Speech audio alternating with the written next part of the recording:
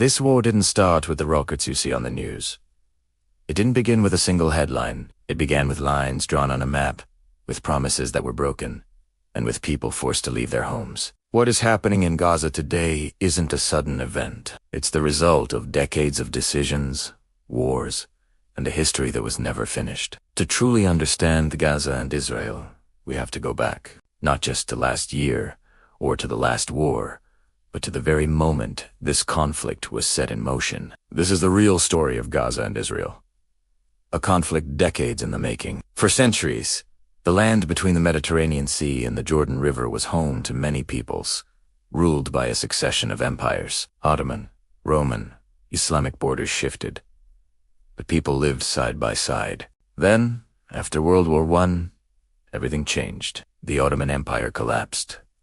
Britain took control of the region, calling it Mandatory Palestine. At the same time, Jewish communities, facing intense persecution in Europe, began migrating to the area. Zionism, the movement for a Jewish homeland, was gaining momentum. Suddenly, two peoples were laying claim to the same land, and Britain, in a series of complex and contradictory moves, had promised it to both. In 1947, the United Nations tried to find a solution. They proposed a partition plan. The land would be divided into two states, one Jewish, one Arab.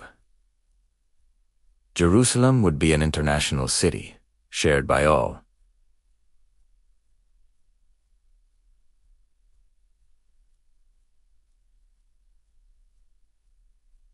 Jewish leaders accepted the plan. Arab leaders rejected it, feeling it was deeply unfair. Tensions, which had been simmering for years, finally exploded. In 1948, Israel declared its independence. Immediately, neighboring Arab armies invaded.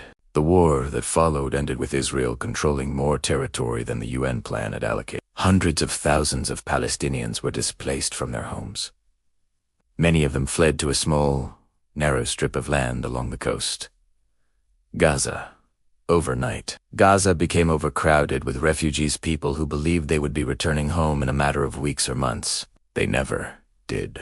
This event is what Palestinians called the Nakba, or the catastrophe. Then, in 1967, another war changed everything. In just 6 days, Israel fought and defeated Egypt, Jordan, and Syria. During this 6-day war, Israel captured Gaza from Egypt, the West Bank and East Jerusalem from Jordan, and the Golan Heights from Syria. For the first time, Gaza came under direct Israeli military occupation. For Palestinians living there, daily life was transformed.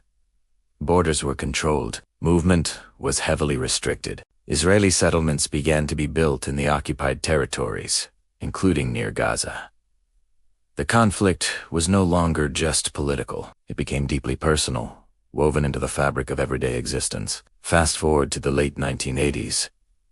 Decades of frustration and occupation boiled over. The first Intifada erupted, a widespread Palestinian uprising against Israeli rule. The images were powerful. Stone-throwing youths facing armed soldiers. For the first time, the reality of the occupation reached television screens around the world. This uprising created new pressure for a resolution and eventually led to negotiations. The 1990s brought a wave of hope with the Oslo Accords. It was a historic moment. A handshake on the White House lawn seemed to promise a new future. Palestinians would gain self-rule in parts of the West Bank and Gaza. The idea was that Israel and a future Palestinian state would coexist, side by side, in peace. But the most difficult issues, like the status of Jerusalem, the right of return for refugees, and final borders, were left for later. And Gaza's future remained deeply uncertain. In 2005, Israel made a significant move. It unilaterally withdrew all of its soldiers and settlers from the Gaza Strip. Many hoped this disengagement would reduce violence and create a new dynamic. Instead, it created a power vacuum. The following year, in 2006, Palestinian legislative elections were held. In Gaza, the winner was Hamas, an Islamist political and militant group. Israel, the United States, and other Western nations had already designated Hamas as a terrorist organization, and they refused to recognize the election result. Soon after, a violent conflict broke out between Hamas and the more secular Fatah Party, which had long dominated Palestinian politics. Hamas seized full control of Gaza.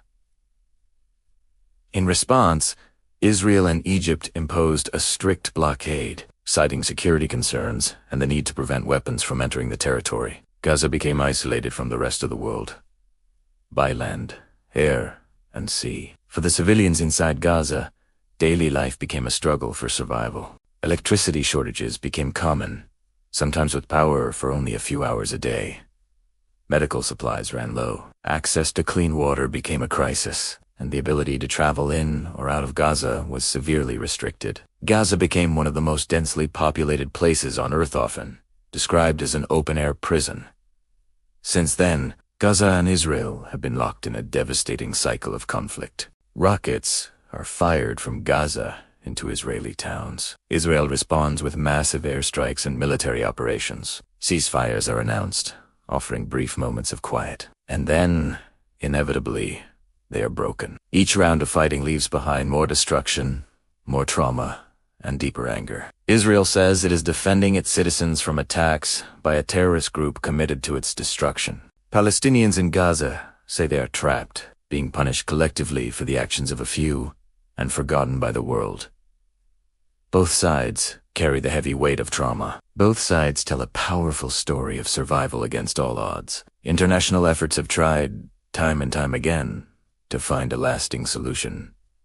But peace talks have stalled for years. The core issues, borders, security, refugees, Jerusalem, remain unresolved. Trust has completely disappeared. New generations have grown up knowing nothing but conflict. In Gaza, children are born under a blockade, their entire lives shaped by its limitations. In southern Israel, families live under the constant threat of rocket fire, running to shelters at a moment's notice. The conflict has hardened identities on both sides, making it harder and harder to find any middle ground. What makes the conflict over Gaza and Israel so different from many others is this: there is no simple end in sight. The issues are deeply layered. It's about land, but it's also about security, refugees, borders, religion, and memory. Every proposed solution seems to create new problems. Every pause in the violence feels temporary, like a deep breath before the next storm. Today, Gaza remains at the heart of one of the world's most complex and intractable conflicts,